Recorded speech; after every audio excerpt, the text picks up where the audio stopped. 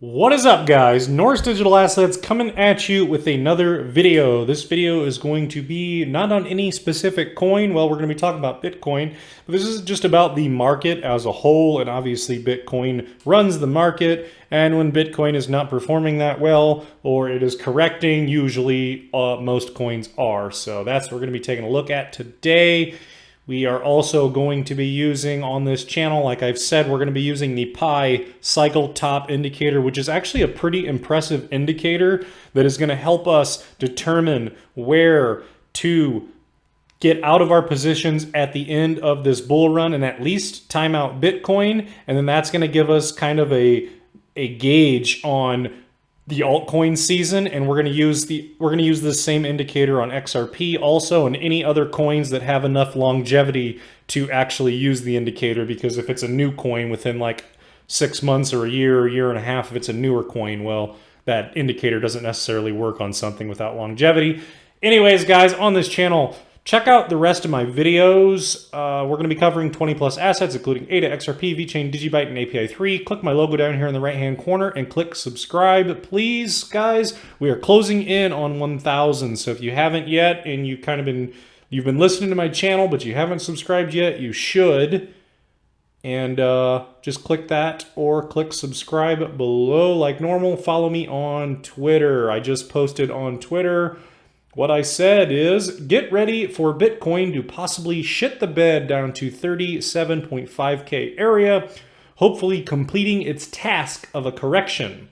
Then we can get this show on the road. So just a really simple view on Bitcoin. Let's look at the Bitcoin chart, guys. I'm going to show you what's going on here. So I wanted to talk to you guys because I got 915 subscribers now on my channel, so I kind of felt like I needed to put out a video tonight. I know Bitcoin's down a little bit right now. Everything's kind of just reddish again, correcting again for the 9,000th time before this bull run gets going. So this is Bitcoin right here on the daily. I'm just kind of zoomed out a little bit, but I am on the daily. And basically this is what we got going on, guys. We got this trend line coming through here. And what is likely going to happen, this is, I said in a couple of my videos the other day, I was doing a coin flip on the fact of, I was saying it's a 50-50 chance. Do we go down to the 37.5K area? Do we go down to $37,000 or not? One more correction before going up. And I was giving it a coin flip. Now I'm more leaning 70-30 that it is going to go down to 37K area. So what I'm seeing is going to happen. We got this trend line coming through, and what I'm seeing happening is we may possibly be coming down to this line here. If we did, say for example, on October 10th, that would be 39,000. If it gets there obviously quicker, and we're coming down right in here, that would be October 2nd, and we'd be hitting right at about $38,000. And, give or take $200, $300, $400 up or down. It could be 37.6, but in that range. And we are looking to use it as a support line and bounce off and get that bounce and come up. And you can see if we do get that bounce here, look where it took us about, it could possibly bounce and come up and head towards that all-time high. But these corrections are part of how these markets work.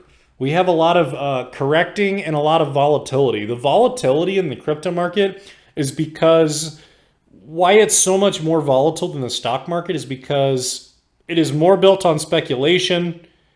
They are not securities like the stock market, where you're investing and buying a piece of the company in a way, like a Tesla stock or an Amazon stock.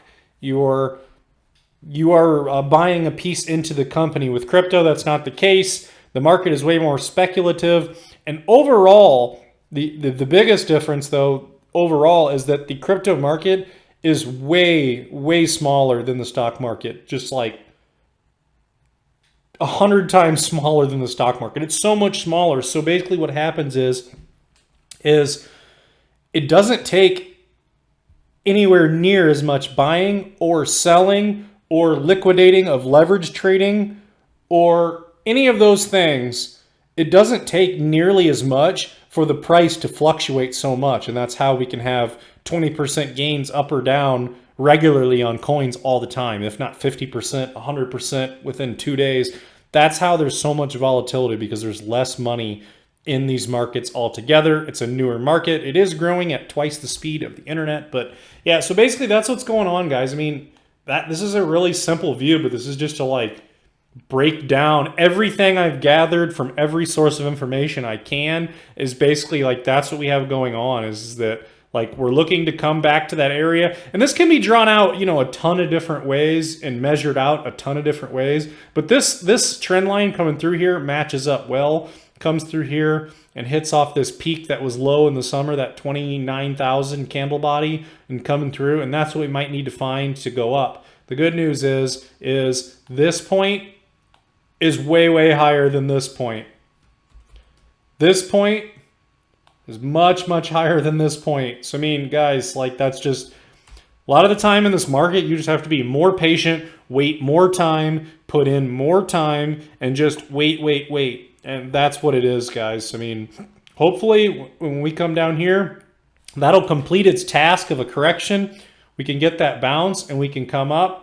And just right there, what I just drew in, that, I mean, if it even did something even close to what I'm drawing in, that's when you go over the all-time high. And this doesn't happen, you know, where it's just up.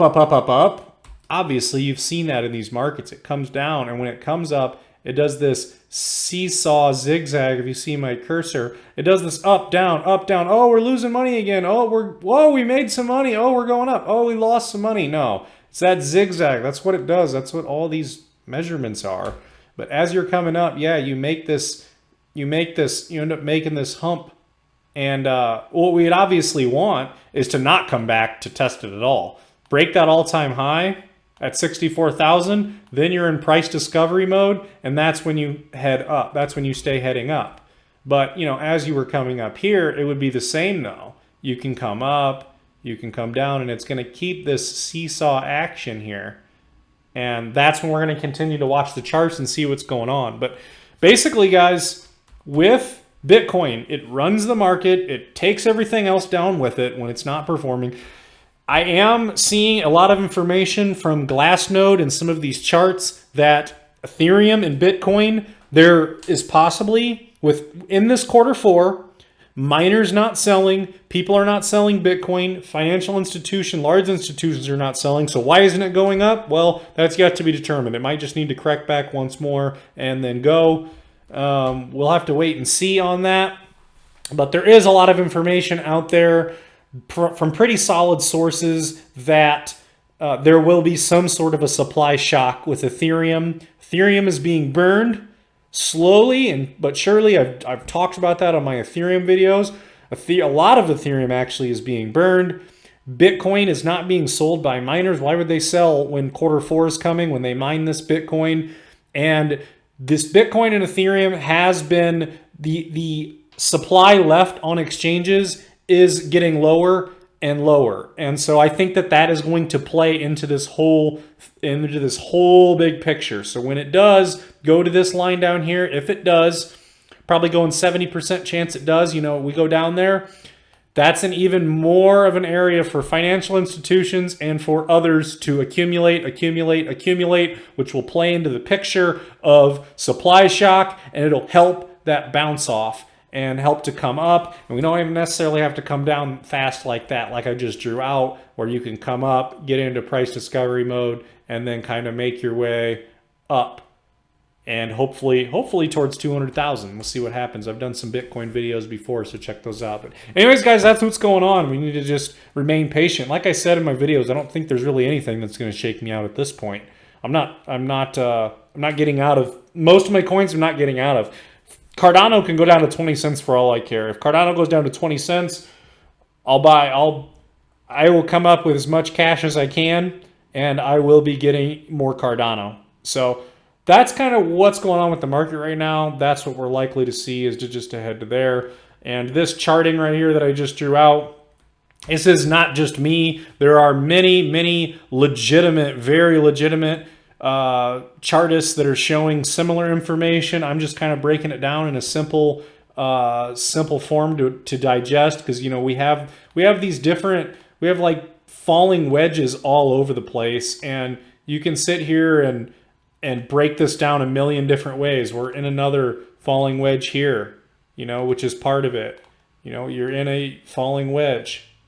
You've been in one. So there's a million different ways to draw this out, but what I explained in this video on coming down to that support, this support line right here, on coming down to that support line, what I've explained in that video, that's what's going on right now, and Bitcoin is heading to 42K right now as I speak. So that's what I think will happen, and we can finally, after that, we can finally get this show on the road, guys. Anyways, I just wanted to thank my subscribers and thank the people that have been following this channel. I didn't want to not put something out today when we're kind of heading down on price a little bit. Just kind of give you some an idea of what's going on in my head and some reassurance on the market that this coming down to that 37K, it'll bring most coins down with it. That's healthy, that's part of this, and then that's to get that movement upwards. So I mean, that's what's going on, and what we all want is we want to get this show on the road. We want to get this Q4 show on the road. Thought there'd be a little more price action by now, but apparently we need to do one more correction. We have all this Chinese FUD and all these other stories going on, and the SEC and Gary Gensler still talking and talking and talking with all their crap they keep coming out with. It's pretty ridiculous, to be honest. But anyways, that's what's going on, guys. So hopefully let's get that bounce out of that 37.5, 38 area. Let's get that bounce off that support line and start to move up, and could be October 2nd, October 5th, October 10th in there, but I don't see any way that October doesn't have some nice movement. Let's wait and see, but that's my prediction. But anyways, guys, just kind of spelling it out for you. Thank you to all the subscribers I have so far, all 914 of you, 915, whatever I have there, and thank you. And if you haven't subscribed yet, click subscribe down here in the corner. We're going to keep putting out videos. I'll put out some videos on some specific coins tomorrow. We'll hit a couple different ones. I need to do VeChain. I haven't done that in a while. So anyways, that's going to be it for this video, guys. And we will see you in the next one. See ya.